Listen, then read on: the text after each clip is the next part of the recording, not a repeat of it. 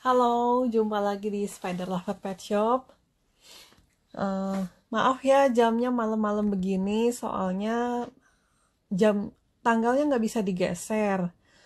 Sedangkan tanggal 3 itu ternyata saya bentrok sama jadwal check up rumah sakit ayah saya yang kena kanker. Jadi mohon maaf banget jamnya jam segini.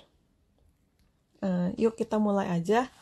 Kita lihat tarantula-tarantulanya sama kecoa dan isopodnya.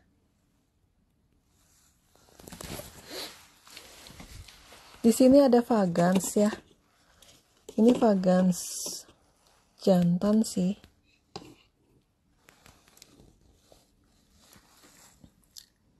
Ini perutnya agak botak, tapi sebenarnya wajar untuk tarantula New World. Karena kalau New World itu kan dia nendangin bulu ya. Bulu yang di pantatnya ini sebagai perlindungan diri. Jadi wajar banget. Mau kadang-kadang nggak diganggu sedikit juga malah jadi botak gitu. Apalagi yang diganggu setiap hari dilus-lus gitu ya botak lah. Kalau ini nggak pernah diganggu tetap aja botak. Terus biasanya favorit ini yang vagans yang ukuran 3-4 cm seperti ini. Sorry karena tengah malam jadi nggak ada asisten yang bukain. Karena ukurannya udah cukup besar, udah enak dipeliharanya. Selain jenis pemula juga.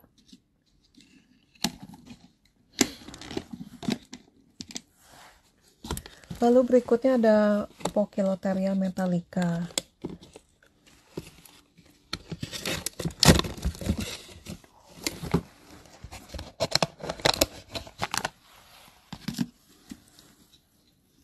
Metallica ini warnanya ungu kebiru-biruan gitu. Kalau yang dijual ukurannya yang masih segini nih. Ini lihat tangan saya. Ini jenis dari Old World. Terus ini dari India.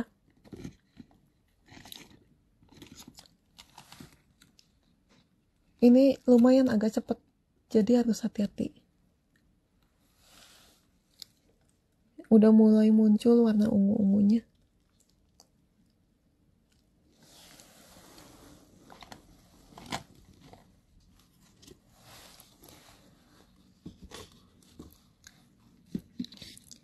Dia tuh sebenarnya nggak bisa terlalu lembab ya, dia agak kering. Karena habitatnya di India kan agak kering juga. Terus ada birupes. Birupes ini spesies lokal dari Indonesia. Ini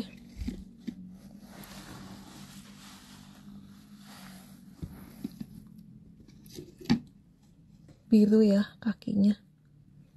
Saya nggak berani keluarin lebih jauh. Takutnya malah gigit lagi malam-malam. Gigit. Bikin stres bokap gua ntar.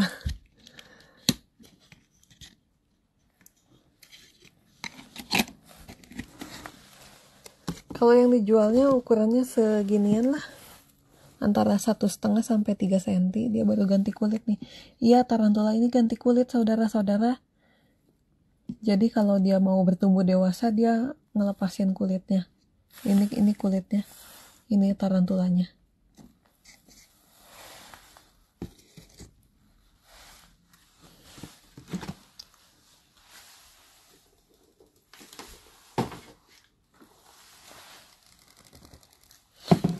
Lalu ada juga bohmei.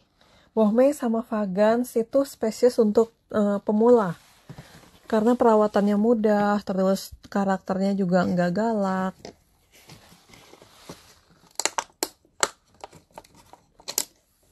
Kalau yang dijualnya ini sekitar 3-4 cm. Udah ukuran segini nih. Udah lumayan besar. Nah ini juga sebenarnya dijual sih. Ini saya nggak ngeluarin tarantula yang ukurannya besar banget ya karena agak repot. Kandangnya itu gede-gede. Nanti ada satu bandingan yang vagans saya kasih lihat. Nah ini bohmei. Ya dia malah mau keluar. Jangan ya nak. Nah, Bu Mei. Tuh kayak tadi dia tuh nendangin bulu. Mana tuh? Tuh kayak gitu, ini nendangin bulu. Buat pertahanan supaya kitanya gatel. Jangan kabur dong. Aduh, sayang. Balik lagi, balik ya, balik. Nah, pinter. Saudara, kita tutup dulu si bohmenya ya.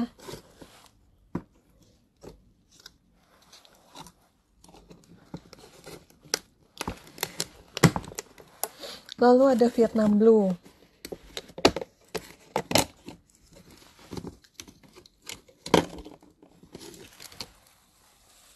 Vietnam Blue ini kalau masih kecil coklat-coklat gitu, tapi nanti harusnya keluar warna birunya.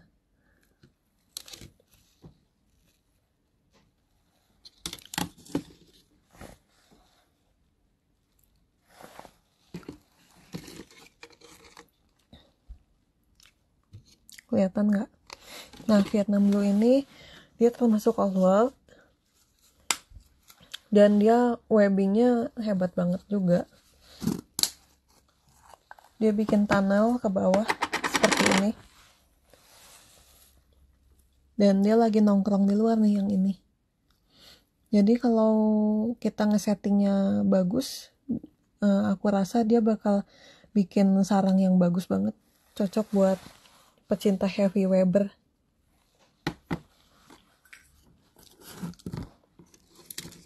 Ini ukuran maksimalnya sekitar 15-16 cm gitulah. Terus ada Rufus ini yang saya jual anakannya masih segini nih. Ini tarantula lokal Indonesia juga yang wajib banget buat dimilikin. Tarantula dewasanya saya kebetulan nggak display, tapi bisa dilihat di Tokopedia. Warna dewasanya merah cantik. Ini juga lagi diskon. Kalau ada yang nggak di diskon, bisa pakai voucher dari Tokopedia-nya ya.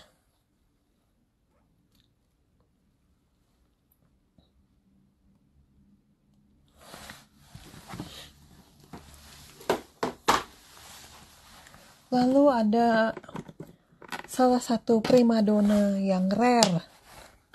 Ini adalah Harpactira namaquensis. Ini dari Afrika, spesies babun, old world. Ini berhasil saya ternakan belakangan ini. Anakannya sekitar seginian.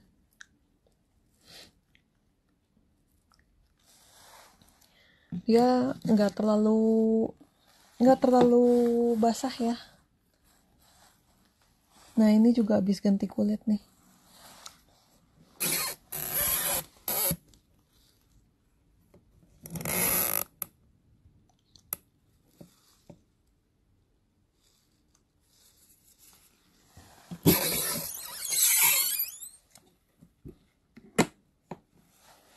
Lalu ada juga yang primadona ini.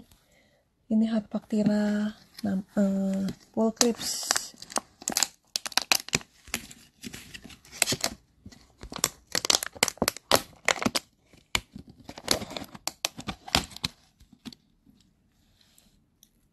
Ini slingnya. Ini udah lumayan keluar warnanya karena sebenarnya ini udah agak besar, sekitar 2-3 cm. Kalau masih anakan banget itu 1 cm kayak tadi Harpactira namaquensis itu. Dan ini lumayan cepat karena babun spesies kan. Jadi kita harus hati-hati. Jangan ditiup, jangan ditoel, tutup lagi aja ya.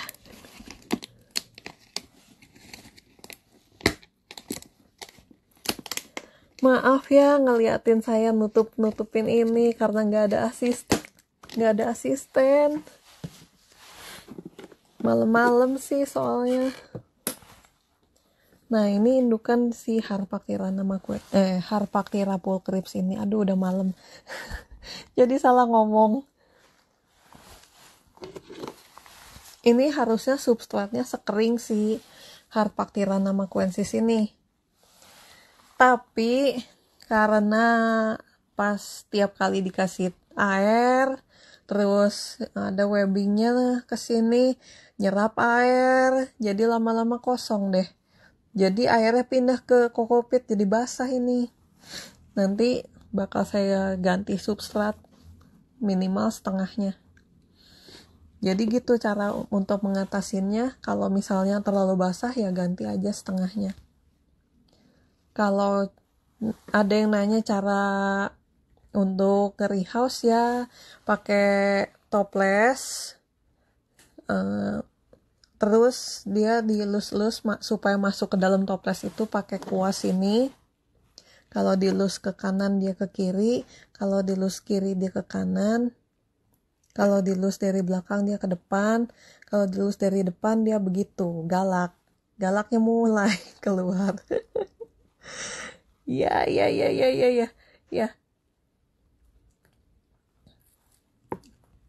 Jadi gitu kalau nge-rehouse pakai untuk yang manapun juga sebenarnya harusnya pakai toples, terus pakai kuas.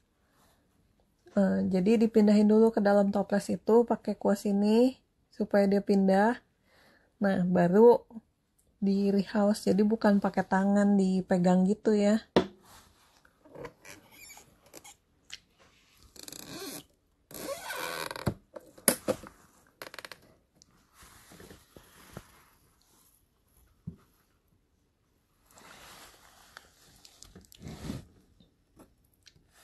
Cakep nggak? Ada yang mau nanya nggak nih? Kok dari tadi diem aja?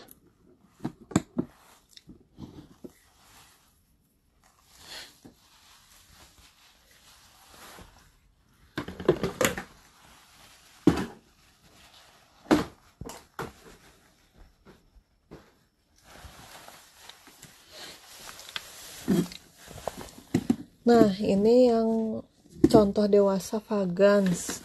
Rata-rata tarantula itu ukurannya segini lah. Setangan saya nih. Sekitar 15 sentian. Kalau yang dwarf species itu dia ukurannya nggak lebih dari 8 cm. Kalau yang big size biasanya antara 25 sampai 30 cm. Kalau yang normal ukurannya ya segini, antara 10 sampai 15. Kalau yang 20 nggak inget ke aku.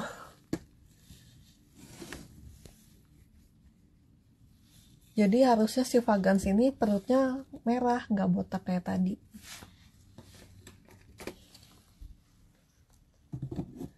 Nah, selanjutnya ada juga isopod.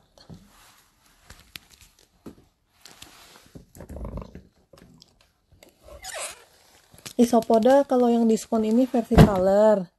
Tapi sebenarnya saya punya banyak isopod sih, bukan versi color aja. Ada Klugi, Gestroy, terus ada Magic Potion, ada T minus albino, terus ada Amberdaki, Rubberdaki. Banyak. Nanti saya kasih lihat ya. Dia tuh sebagai cleaning service oke, cuma kelembapannya bukan yang lembab banget. Ini paling setengah kering, setengah lembab gitu. Ini masih ukuran Juvi sih, yang dewasanya mana yang nggak kelihatan.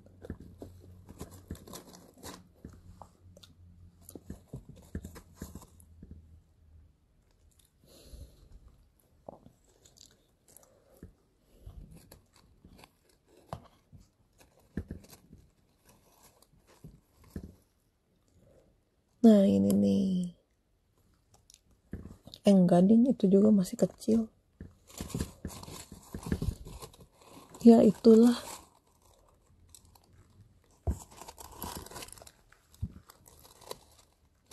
Dia bisa ngegulung, jadi lucu kayak bola.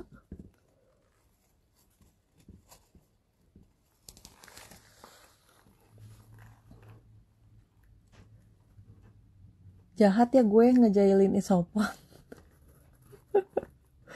Tuing, tuing, tuing. Udah kita masukin lagi, kasihan.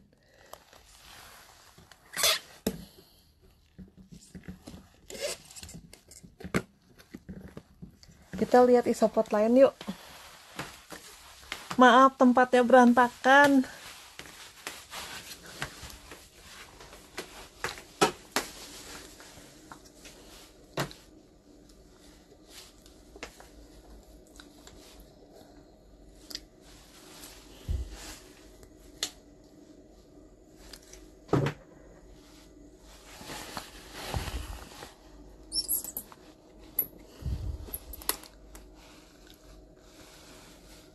Ada teh minus albino yang putih besar kayak gitu.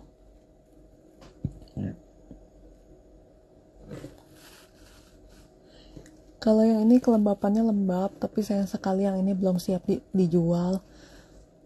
Karena 1 dan 2 hal sempat gagal sih breedingnya. Tapi sebenarnya ini spesies yang gampang harusnya.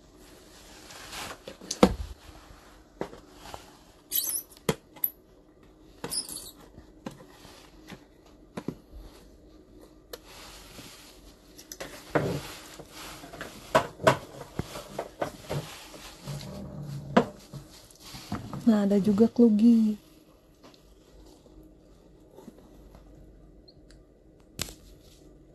Cakep nggak? Kelihatan nggak burem ya? Harus agak jauh.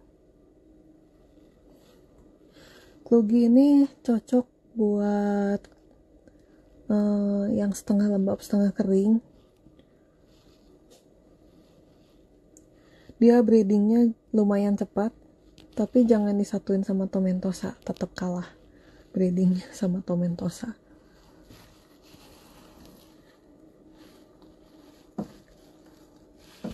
Dia tutul-tutul warna-warnanya gitu. Dia juga bisa ngegulung jadi bola.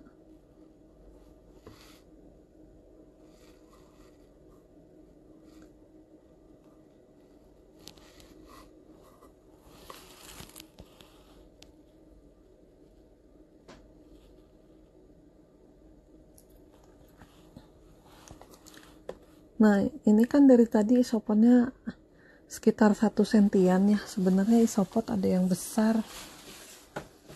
Yang besar di bagian sini.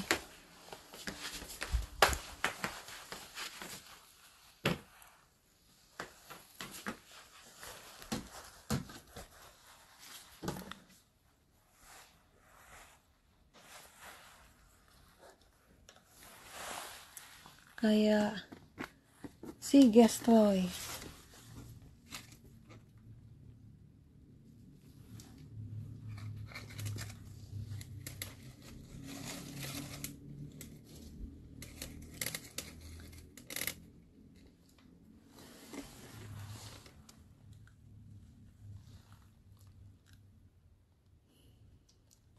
Yang ini juga perawatannya gampang. Cuma harus pakai substrat isopod dari saya. Kalau pakai yang lain kurang ya. Dia makan cuma sayur sama buah, sama kayu lapuk daun kering gitu. Dikombinasi.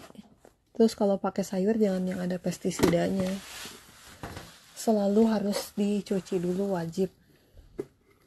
Lalu ada Hoffman Segi. Hoffman Segi ini kok dia diem aja ya? Kenapa dia diem aja? Pinjam dulu ya. Nah, ini sebesar ini nih. Oh, dia lagi ganti kulit. Ya udah, balikin lagi. Bahaya lagi ganti kulit, diganggu.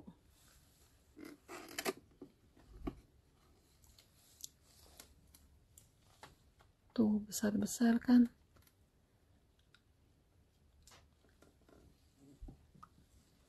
Lalu selain isopod juga ada kecoa. Siapa yang jijik sama kecoa?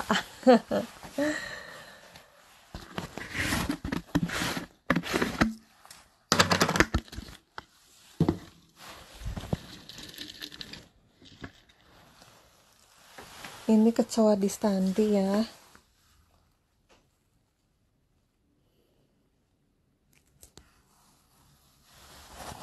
Sebentar, ada pertanyaan.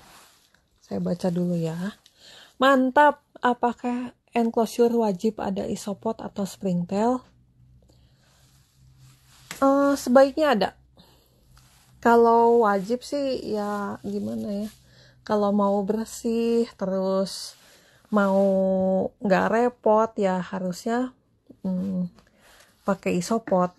Kalau nggak pakai isopod agak repot ya, karena kita harus ngangkatin sisa kotorannya. Misalkan dia habis makan nih, terus digulung jadi bola, terus dia taruh di pojokan mana. Nah itu tuh kalau nggak ada isopod, dia bakal jamuran, kecuali kalau tempatnya sangat kering. Kalau kering sih dia bakal tetap jadi bola aja gitu, nggak jadi jamuran, cuma jadi agak annoying ngelihatnya. Jadi untuk si kandangnya tetap bersih ya sebaiknya pakai. Nah isopod yang mau dipakai itu ada jenis-jenisnya kan. Yang standar itu tomentosa. Berat. Oh.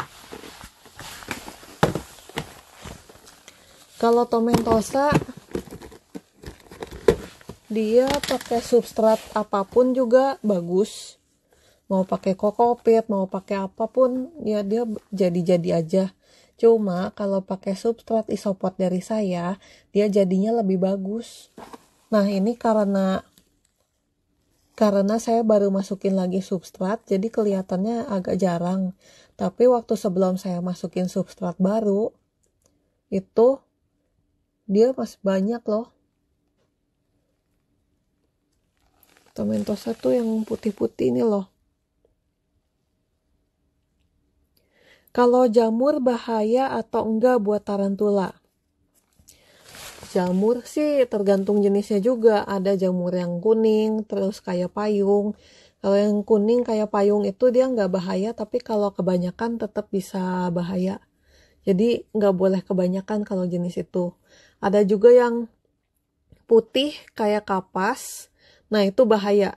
Itu harus buru-buru disingkirkan. Kalau enggak tarantulanya mati. Jadi tergantung dari jenis jamurnya. Lanjut ke isopod ya. Kalau untuk pemakaian standar pakai tomentosa. Kalau mau yang aneh-aneh kayak gestroy dan lain sebagainya, itu harus ngelihat apakah tarantulanya sesuai nggak sama si isopodnya, kelembapannya. Kalau si kelembapan tarantulanya agak kering ya cari isopod yang agak kering juga. Jangan sampai tarantulanya kering, isopodnya lembab, ya nggak cocok dong. Gimana? Mati. Terus selain itu kalau mau jenis yang mahal, ada triknya supaya si isopodnya bisa berkelanjutan. Jadi triknya itu isopodnya di breeding dulu di kandang terpisah seperti ini. Baru nanti kalau udah jadi, udah ada 100 ekor misalnya, 30 ekor masukin ke kandang tarantula.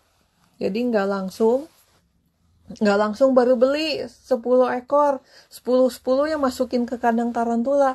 Nanti lenyap nggak berjejak, kamu nangis deh. Jadi di breeding dulu dengan baik, udah ada anakan baru dikasihkan ke kandang tarantula kalau mau pakai jenis yang mahal. Terus untuk settingnya juga, kalau yang jenis-jenis yang mahal itu spesial ya, harus pakai substrat isopod dari saya, sama si kandang tarantulanya juga disetting seperti itu. Substrat isopodnya dipakai, terus kasih sphagnum moss dan daun-daun kering sekitar 5 sentian dengan maksud supaya si isopodnya ada tempat untuk sembunyi, jadi nggak langsung dihap sama tarantulanya gitu. Itu jadi perlindungan untuk isopodnya juga, gitu triknya. Terus tadi saya mau ngomong apa ya? Oh iya, kecoa ini ada di Stanti, terus ada juga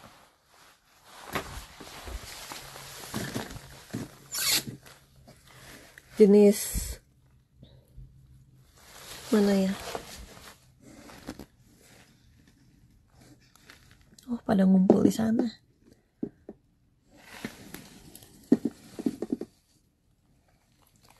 Nah, ini namanya Terea Olegrangiani, ini dari India. Dia tuh gimana ya?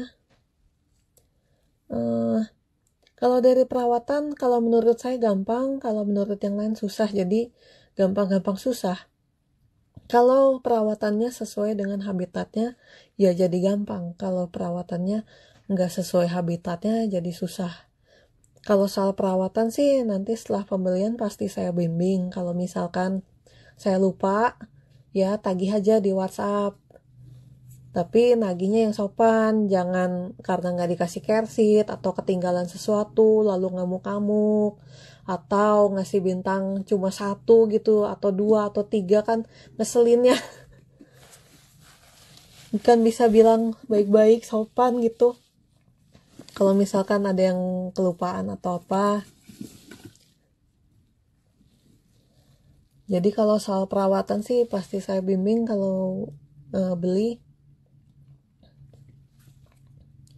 Ini dulu sempat saya pernah gagal tapi saya coba lagi berhasil juga gitu. Jadi kalian nggak usah takut kalau mau coba, ya coba aja, nggak usah terlalu mikirin gimana-gimana.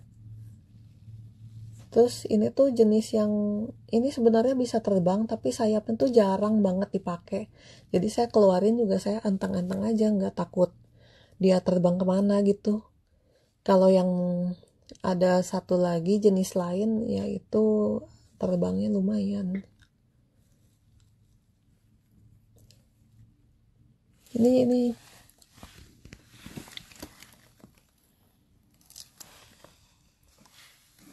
kalau udah dewasa mereka tuh pada keluar tuh nongkrong di sana. Ada yang nyasar. Ada yang nyasar sebentar. Ini kok nyasar di sini? Ini tuh domino bukan Olegrangiani. Terus dia jatuh lagi. Sebentar ya, saya balikin dulu.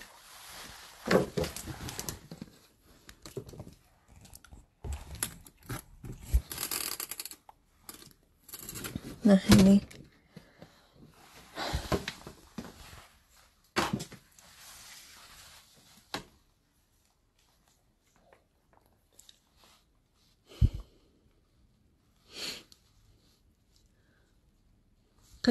kecoa ini juga ada yang dijual di Tokopedia ya.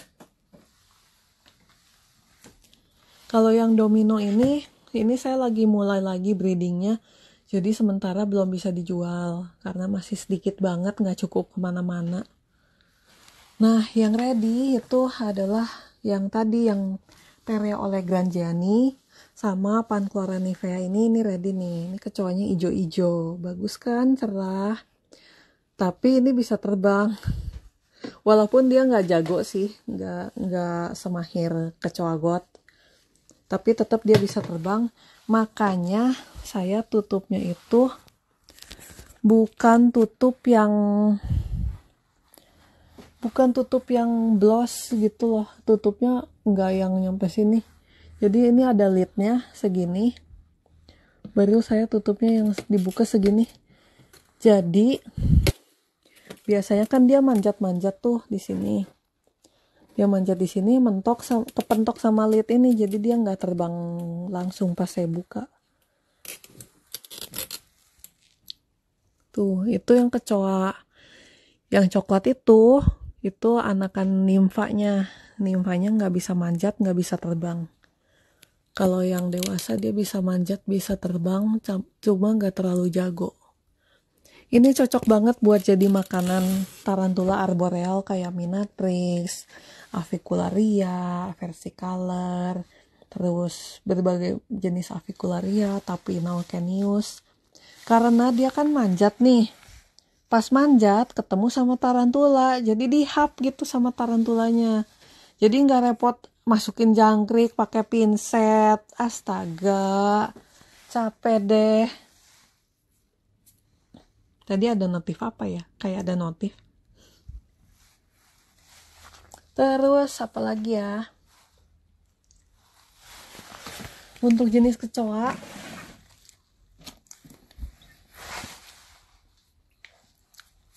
ada juga jenis ini, Gina Centurion. Tapi dewasanya lagi nggak ada ya. Ini cakep banget, padahal kalau udah jadi dewasa tuh, dia tuh warnanya apa ya? Peach gitu, ada merah-merahnya. Tapi kalau masih anakan sih coklat semua. Ya udah kita lewat aja ya. Kalau kayak kecoa dubia atau Blatta lateralis kalian udah tahu lah ya. Ya kan. Ya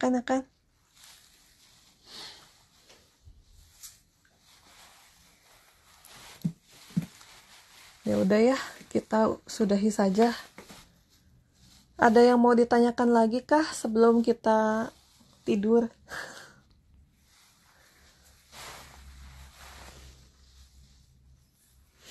Dihitung nih. 1, 2, sampai 10 ya. 3, 4 ya ilah 2 orang bergabung ini mau udahan. 4, 5. Ada pertanyaan? 6, 7, 8, 9, 10. Gak ada pertanyaannya. Ya ilah Alfian baru gabung. Halo Alfian, tapi ini mau udahan gimana dong? Kalau yang ketinggalan ditonton aja di halaman depan Tokopedia saya ya. Oke? Bye-bye semuanya. Terima kasih sudah menonton.